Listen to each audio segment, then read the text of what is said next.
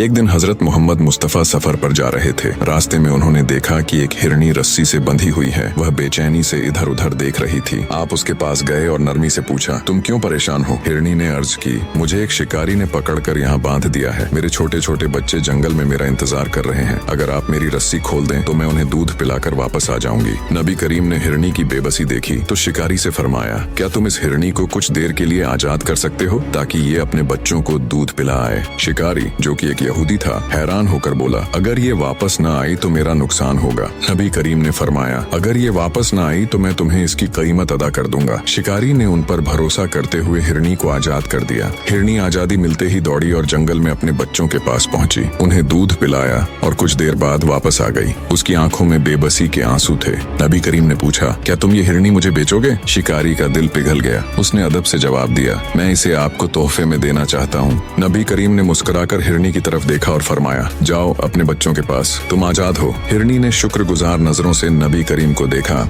और जंगल की तरफ दौड़ गई।